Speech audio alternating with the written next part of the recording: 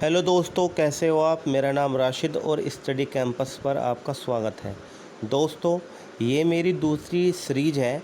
इससे पहले मैं सिंधु घाटी सभ्यता के ऊपर बहुत अधिक महत्वपूर्ण क्वेश्चंस करा चुका हूँ। अगर आप लोगों ने वीडियो नहीं देखी तो एक बार वीडियो देख लेना।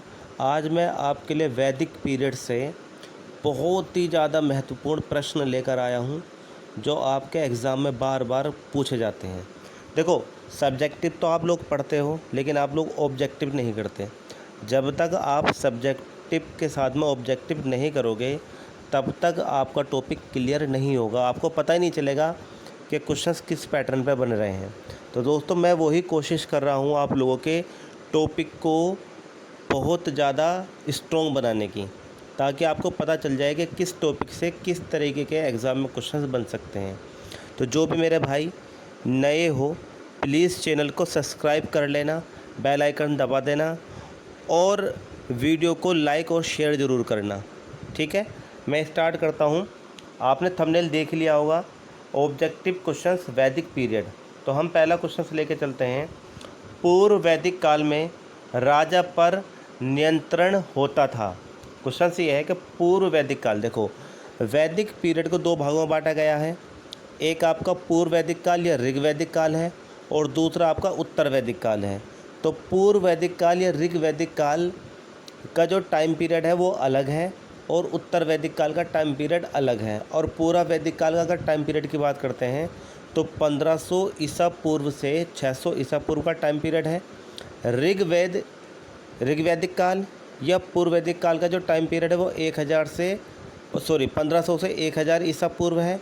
और उत्तर वैदिक काल का जो टाइम पीरियड है वो 1000 से 600 ईसा पूर्व है। तो दोनों का अलग अलग टाइम पीरियड है और दोनों का जो सिस्टम है वो बिल्कुल अलग है, एक दूसरे से अलग है। ठीक है, तो इसमें पहला क्वेश्चन क्या, पूर्व वैदिक काल में राजा पर नियंत्रण होता था सभा और समितियों का, पुरोहित और सेनानियों का, गण और विदत का, परिषद और समिति का। तो दोस्तों, इस क्वेश्चन का आंसर है सभा और समितियों का। ठीक है, तो ये पॉइंट आपको याद कर लेना। पूर्व वैदिक काल में जो राजा पर नियंत्रण होता था, ठीक है, वो किसका होता है, सभा और समितियों का।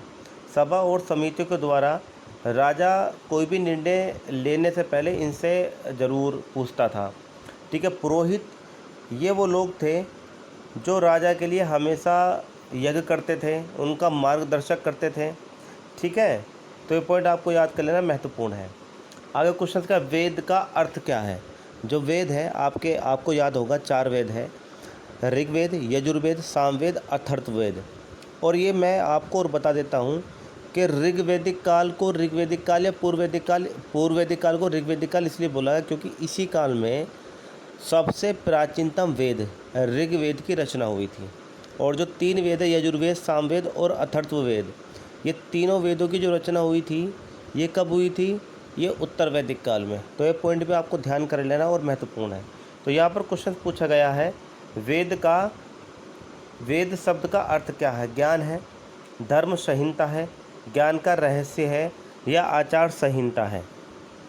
ये तो आपको हो ही नहीं सकता आचार संहिता। ये तो जब आता है, जब चुनाव होते हैं, जब धारा 144 लगती है तो उस समय आदर्श आचार संहिता लगती है। तो इन तीनों में से बताओ, आप अपने मन में आंसर सोच लो, फिर मैं इसका आंसर बताता हूँ आप लोगों को। ठीक है, ज्ञान है, धर्म संहिता है या ज्ञान का रहस्य है। तो दोस्तों, इसका सही आंसर है ज्ञान। क्या आंसर है इसका, ज्ञान। वेद शब्द का अर्थ क्या है, ज्ञान है। ये पॉइंट आपको याद कर लेना है। पुराणों की संख्या कितनी है आपको पता ही होना चाहिए। इसका 108 है, 24 है, 16 है या 18 है। जल्दी बताओ पुराणों की संख्या कितनी है। आपके लिए एक कमेंट बॉक्स में आप मुझे इसका आंसर दोगे, पुराणों की संख्या कितनी है, फिर मैं आपको इसका आंसर बताऊंगा। क्वेश्चन नंबर 3 है, मैं इसको अंडरलाइन कर लेता हूँ। और क्वेश्चन ये है कि पुराणों की संख्या कितनी है। 108 है, 24 है, 16 या 18। आप कमेंट बॉक्स में इसका आंसर बताओगे मुझे, फिर मैं इसका आंसर बताऊंगा आपको सही है या गलत है। ठीक है, सबसे प्राचीनतम पुराण कौन सा है। ठीक है, वायु पुराण है, विष्णु पुराण है, मत्स्य पुराण है या कोई नहीं। जल्दी बताइए, अपने मन में आप आंसर सोच लो जल्दी से कि सबसे प्राचीनतम पुराण कौन सा है। वायु पुराण है, विष्णु पुराण है या मत्स्य पुराण है। जल्दी बताओ। ठीक है, इसका आंसर है मत्स्य पुराण। क्या आंसर है, मत्स्य पुराण। ठीक है, चलो आगे चलते हैं। ऋग्वेद में कुल सूक्तों की संख्या कितनी है। दोस्तों, जिस भी बच्चे ने मेरी ऑफलाइन क्लास ली होगी उनको ज़रूर मैंने ये चीज़ सारी एक्यूरेट और ए टू जेड सब चीज़ पढ़ाई है कि कितने सूक्त हैं। सबसे पहले जो आपका ऋग्वेद है उसमें मंडल कितने हैं, कितने सूक्त हैं, कितने मंत्र हैं। ठीक है, ये सारी चीज़ें मैंने इसमें बताई थी। तो जल्दी बताओ, ऋग्वेद में सूक्तों की संख्या कितनी है।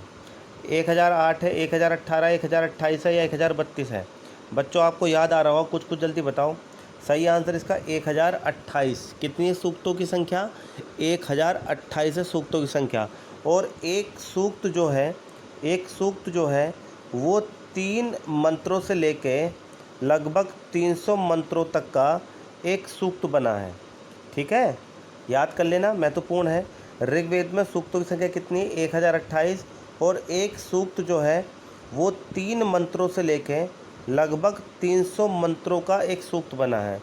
तो इस आधार पर जो मंत्रों की संख्या है ऋग्वेद में वो बताओ कितनी है। ठीक है, 10,580। कितनी है, 10,500 10,580 है। ये पॉइंट आपको याद कर लेना, महत्वपूर्ण है। ठीक है, तो 1028 है ऋग्वेद में सूक्तों की संख्या। उत्तर वैदिक काल में विभाजन का आधार क्या था। सबसे ज़्यादा महत्वपूर्ण प्रश्न, जो आपका उत्तर वैदिक काल है उसका विभाजन का आधार क्या था। मैं आपको एक पॉइंट यहाँ पर बता के चलता हूँ। देखो, जो वैदिक काल है उसको हमने 2 भागों में बांटा। ठीक है, एक आपका पूर्व वैदिक काल या ऋग्वैदिक काल, और दूसरा है आपका उत्तर वैदिक काल। अगर वैदिक काल का टाइम पीरियड हम मानते हैं तो वो 1500 से 600 ईसा पूर्व का है। और जो आपका पूर्व वैदिक काल है उसका जो टाइम पीरियड है, पूर्व वैदिक काल का जो टाइम पीरियड है वो 1500 से 1000 ईसा पूर्व का टाइम पीरियड है। 1500 से 1000 ईसा पूर्व का टाइम है। और जो उत्तर वैदिक काल है उसका जो टाइम पीरियड है वो 1000 से 600 ईसा पूर्व है। ठीक है, अब इसका टाइम पीरियड ये अलग अलग क्यों रखा है, जबकि वैदिक काल तो एक ही, लेकिन टाइम पीरियड अलग अलग क्यों रखा। एक में हमने लगभग 500 साल गुजारे और एक में लगभग हमने 400 साल गुजारे। तो इनका टाइम पीरियड इस वजह से रखा है अलग अलग, क्योंकि यहाँ का धार्मिक स्थिति, राजनीतिक स्थिति और आपकी जो आर्थिक स्थिति थी उसका तरीका बिल्कुल अलग था। उत्तर वैदिक काल की जो धार्मिक, राजनीतिक और आर्थिक स्थिति थी उसका बिल्कुल टाइम सिस्टम और टाइम बिल्कुल अलग था। क्योंकि भारत में जो वर्ण व्यवस्था शुरू हुई वो वर्ण व्यवस्था वैदिक काल से शुरू हुई, सबसे पहली बात। दूसरी बात, पूर्व वैदिक काल में, ऋग्वैदिक काल में वर्ण व्यवस्था बहुत ज़्यादा कठोर नहीं थी, बहुत ही सिंपल थी। वर्ण व्यवस्था का मतलब क्या है। वर्ण व्यवस्था का मतलब है कि भारत में 4 वर्णों को मान्यता मिली है। सबसे पहली बात तो आप समझेंगे, अगर आप ऋग्वेद के 10वें मंडल में जाओगे, ऋग्वेद का कौन सा मंडल, 10वें मंडल में आप जाओगे तो ऋग्वेद के 10वें मंडल में 3 सूक्त हैं। एक है नदी सूक्त, ठीक है, एक है विवाह सूक्त, ठीक है, और एक है पुरुष सूक्त। क्या, पुरुष सूक्त। ये कॉपी में नोट्स बना लेना, नदी सूक्त, विवाह सूक्त और पुरुष सूक्त। पुरुष सूक्त जो है, इस पुरुष सूक्त में ये पॉइंट आपको रखना है, पुरुष सूक्त में ये पॉइंट थोड़ा आपको याद कर लेना। पुरुष सूक्त में बोला गया कि विराट मुख से 4 चीज़ें निकली हैं। विराट मुख से 3 चीज़ें निकली है। सबसे पहले यहाँ पर देखेंगे कि जो सिर है या मुख है, वहाँ से ब्राह्मण पैदा हुए हैं। कौन, ब्राह्मण पैदा हुए हैं। जो छाती या भुजाएं, उनसे क्षत्रिय पैदा हुए। क्या पैदा हुए, क्षत्रिय।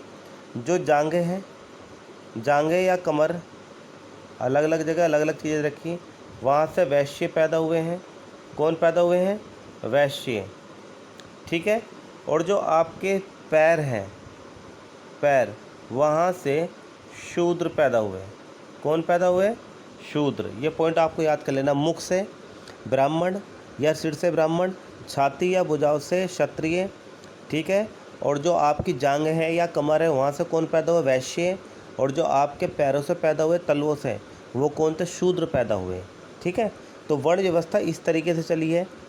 ब्राह्मण जितने भी धार्मिक कर्मकांड या अनुष्ठान हुआ करते थे उनमें कार्य करते थे। क्षत्रिय जब युद्ध का समय होता था सुरक्षा के लिए इस्तेमाल किए जाते थे।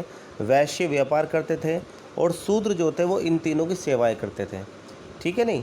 जैसे हम उत्तर वैदिक काल में पूछेंगे तो उत्तर वैदिक काल में इस वर्ण व्यवस्था को जातिगत और कर्मगत कर दिया गया, ठीक है नहीं, और वर्ण व्यवस्था को बहुत ज़्यादा कठोर कर दिया गया। तो यहाँ पर एक क्वेश्चन पूछा गया उत्तर वैदिक काल में विभाजन का आधार क्या था। तो दोस्तों उत्तर वैदिक काल में जो विभाजन का आधार था वो वर्ण व्यवस्था थी। क्या था? वर्ण व्यवस्था। यहाँ पर आश्रम तो हो ही नहीं सकता, श्रम विभाजन और उपरोक्त सभी ये भी नहीं हो सकता क्योंकि तीसरा गलत है इसमें। तो सही आंसर क्या? वर्ण व्यवस्था के आधार पर उत्तर वैदिक काल को बांटा गया है, पूर्व वैदिक काल से अलग किया गया क्योंकि यहाँ पर वर्ण व्यवस्था कठोर हो गई थी। पूर्व वैदिक काल या ऋग्वैदिक काल में शूद्र का लड़का और ब्राह्मण की लड़की शादी कर लेती थी, या ब्राह्मण का लड़का और शूद्र की लड़की शादी कर लेती थी, ठीक है। और यहाँ पर जो शूद्र थे वो कोई भी काम कर सकते थे, लेकिन जैसे उत्तर वैदिक काल में पहुँचेंगे तो शादी का सिस्टम बिल्कुल हटा दिया गया, ठीक है, शादी का सिस्टम बिल्कुल हटा दिया गया। दूसरा जो ये आपके शूद्र थे इनका काम बिल्कुल जातिगत कर दिया गया और वंशगत कर दिया गया, यानी कि जो तुम्हारे दादा परदादा ने काम किया होगा वही तुम्हें करना पड़ेगा। तो इस तरीके से वर्ण व्यवस्था को ज़्यादा कठोर बना दिया गया और इसी आधार पर उत्तर वैदिक काल को पूर्व वैदिक काल से अलग किया गया। ये टॉपिक बहुत ज़्यादा महत्वपूर्ण है इसलिए मैंने इसको आपको इतना टाइम लिया। वैदिक सभ्यता की विशेषता क्या नहीं थी, ठीक है, वैदिक सभ्यता की विशेषता क्या नहीं थी, ये पॉइंट आपको याद कर लेना है, वेरी वेरी इंपॉर्टेंट है। नगरीय जीवन, बहुविवाह, धार्मिक जीवन और कृषि व्यवस्था। देखो बहुविवाह था, धार्मिक जीवन था, कृषि व्यवस्था थी, लेकिन यहाँ का जीवन कैसा था? ग्रामीण जीवन था। कैसा जीवन था? ग्रामीण। ग्रामीण कैसा जीवन था? यहाँ पर ग्रामीण जीवन था, नगरीय व्यवस्था नहीं थी। लेकिन इससे पहले जो सभ्यता रही है सिंधु घाटी सभ्यता, उस सभ्यता को नगरीय सभ्यता के नाम से जाना गया और इसके बाद में जो सभ्यता आई है वो वैदिक सभ्यता आई है। और वैदिक सभ्यता की जो रहन सहन रहा वो ग्रामीण रूप से रहा, यहाँ पर शहरी जीवन नहीं था। तो ये पॉइंट आपको याद कर लेना महत्वपूर्ण है। सिंधु घाटी सभ्यता तथा वैदिक सभ्यता दोनों में क्या समानताएं हैं? देखो यहाँ पर समझ के चलना, मैंने बोला कि सिंधु घाटी सभ्यता का जीवन शहरी था और वैदिक का, ठीक है, कैसा था? ग्रामीण जीवन था। तो सिंधु घाटी सभ्यता तथा वैदिक सभ्यता में ये वाली समानता थी नहीं, ठीक है। जाति प्रथा भी नहीं थी क्योंकि सिंधु घाटी सभ्यता में कोई जाति थी नहीं, परंतु वैदिक सभ्यता में जाति थी। मूर्ति पूजा का प्रचलन था, यह सबसे महत्वपूर्ण इसमें क्वेश्चन है। वैदिक काल में और आपका सिंधु घाटी सभ्यता में दोनों में मूर्ति पूजा की जाती थी। वहाँ पर मातृ देवी की पूजा की जाती थी, ठीक है, और यहाँ पर बहुत सारे जो देवता थे उनकी पूजा की जाती थी, ठीक है। तो ये ध्यान रख लेना आप लोग, महत्वपूर्ण है। वैदिक काल में भाग और बलि क्या थे? ये सबसे ज़्यादा महत्वपूर्ण पॉइंट है। भाग और बलि क्या थे? सैनिक प्रबंधन, प्रशासनिक विभाग, राजस्व के साधन, परिवहन व्यवस्था। अगर आपने मेरी क्लास ऑफलाइन ली होगी तो मैंने क्वेश्चन सारे कराए थे, ठीक है। तो सैनिक प्रबंधन नहीं है, प्रशासनिक विभाग नहीं है, परिवहन व्यवस्था नहीं है, सही आंसर क्या है? राजस्व के साधन। यानी कि यहाँ पर जो बलि जो थी, आप सोच रहे हो बलि का मतलब क्या है कि किसी देवी या देवता को खुश करने के लिए किसी जानवर की बलि दी जाती थी, लेकिन वैदिक काल में ऐसा कुछ नहीं था। वैदिक काल में जो बलि था वो एक प्रकार का टैक्स था जो स्व इच्छा से वैदिक सभ्यता के लोग अपने राजा को देते थे, ताकि राजा ज़रूरत पड़ने पर उनके लिए सेना बना सके और उन लोगों की रक्षा कर सके। ऐसा नहीं था कि सभी को टैक्स देना है, यह एक इच्छित टैक्स था, जो जिसकी मर्जी हो वो राजा को टैक्स दे सकता था, ठीक है। तो बलि या भाग क्या है? एक प्रकार का टैक्स था, ठीक है। ये कोई धार्मिक सिस्टम नहीं था, सैनिक प्रबंधन नहीं था, प्रशासनिक प्रबंधन नहीं था, परिवहन व्यवस्था नहीं थी, सिर्फ क्या था? राजस्व का साधन था। ये पॉइंट आपको याद कर लेना, सबसे ज़्यादा महत्वपूर्ण क्वेश्चन है। वर्ण व्यवस्था की उत्पत्ति का संकेत सर्वप्रथम किस ग्रंथ से मिलता है? जैसा मैंने आपको अभी बताया था कि ऋग्वेद का 10वां मंडल है और 10वें मंडल में 3 सूक्त हैं, नदी सूक्त, विवाह सूक्त और पुरुष सूक्त। कौन सा? पुरुष सूक्त। इस पुरुष सूक्त में बोला गया कि जो विराट मुख है उससे ब्राह्मण निकले हैं, भुजाओं से या छाती से क्षत्रिय निकले हैं, जांघों से या कमर से वैश्य निकले हैं और पैरों से शूद्र निकले हैं। तो इसका सही आंसर क्या होगा? ऋग्वेद। क्या आंसर होगा सही? ऋग्वेद। वर्ण व्यवस्था का जो उल्लेख मिलता है वो सर्वप्रथम कहाँ से मिलता है? ऋग्वेद से मिलता है। किस संहिता को ब्रह्मवेद कहा गया? ये बहुत ज़्यादा महत्वपूर्ण प्रश्न है। किस संहिता को ब्रह्मवेद कहा गया? तो इसका सही आंसर है दोस्तों अथर्ववेद। ठीक है, अथर्ववेद को। ठीक है, इसके ऊपर एक मात्रा और चढ़ा लेना, अथर्ववेद को ब्रह्मवेद कहा गया। दशराज युद्ध का वर्णन ऋग्वेद के किस मंडल से मिलता है? बहुत ही ज़्यादा महत्वपूर्ण प्रश्न है। दशराज, ठीक है, युद्ध का वर्णन ऋग्वेद के किस मंडल से मिलता है? दोस्तों इसका सही आंसर है सातवां मंडल। सातवां मंडल में जो आपका ये सातवां मंडल से हमें दशराज युद्ध के बारे में जानकारी मिलती है। यहाँ पर एक राजा थे भरत। क्या नाम था? भरत, जो कि एक आर्य थे। कौन थे? एक आर्य थे। कौन थे? एक आर्य थे। इनका युद्ध हुआ था 10 राजाओं से। किनसे हुआ था? 10 राजाओं थे। 10 राजाओं से, जिसमें 5 आर्य थे और 5 अनार्य थे। ये पॉइंट आपको याद कर लेना, 5 आर्य थे और 5 अनार्य थे। तो ये 10 के 10 राजाओं को किसने हराया था? भरत ने हराया था। इसलिए इसका वर्णन किसमें मिलता है? सातवें मंडल में मिलता है, ऋग्वेद के 7वें मंडल में। हुआ क्या था कि जो विश्वामित्र थे, विश्वामित्र जो भरत राजा थे उनके दरबार में थे, उनके पुरोहित थे, लेकिन किसी बात को लेके उनमें मतभेद हो जाते हैं और विश्वामित्र को भरत राजा निकाल देते हैं। तो भरत राजा को हराने के लिए विश्वामित्र ने जो अलग क्षेत्रीय 10 राजा थे उनको इकट्ठा किया था और रावी नदी के तट पर, ठीक है, इनका युद्ध करवाया था, दशराज युद्ध जिसको आप बोलते हो। इसमें 10 के 10 राजाओं को हरा दिया था। किसने? भरत ने। तो ये पॉइंट बहुत ज़्यादा महत्वपूर्ण है। 7वां मंडल है, मैंने ये पढ़ाया था ऑफलाइन क्लास में। वेदांग की कुल संख्या कितनी है? इंपॉर्टेंट है। वेदांग की कुल संख्या कितनी है? 6 है। सही आंसर क्या होगा इसका? 6। ठीक है। प्रारंभिक वैदिक कालीन आर्यों का मुख्य व्यवसाय क्या था? देखो कितना महत्वपूर्ण प्रश्न है। ठीक है, तो इसका सही आंसर था बच्चों पशुपालन। कौन सा? पशुपालन। प्रारंभिक वैदिक कालीन आर्यों का मुख्य व्यवसाय, ये क्वेश्चन हजारों बार एग्जाम में पूछा गया। बच्चे इसमें खेती लगा देते हैं, कुछ मछली पकड़ना भी लगा देते हैं, कुछ शिकार भी लगा देते हैं। तो सही आंसर क्या है इसका? पशुपालन। ठीक है। और क्वेश्चन अगर पूछा जाए वैदिक आर्यों का जो मुख्य व्यवसाय था वो क्या था? पशुपालन करना और खेती करना। ठीक है, लेकिन प्रारंभिक क्या था इनका? पशुपालन। किस वेद में जादुई माया और वशीकरण का वर्णन मिलता है?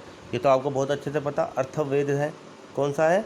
अर्थवेद है, जिसमें जादू टोना, वशीकरण, प्रेम विवाह, भूत प्रेत, नर पिशाच, ठीक है, और आपका वशीकरण, प्रेम प्रसंग सब किस में है? अथर्ववेद में। ठीक है, अर्थववेद में। और सबसे बाद का वेद है और इसी वेद को सबसे लोकप्रिय वेद भी बोला जाता है। अगर क्वेश्चन पूछा जाए कि सबसे लोकप्रिय वेद कौन सा है, तो सबसे लोकप्रिय वेद भी कौन सा? अर्थववेद है।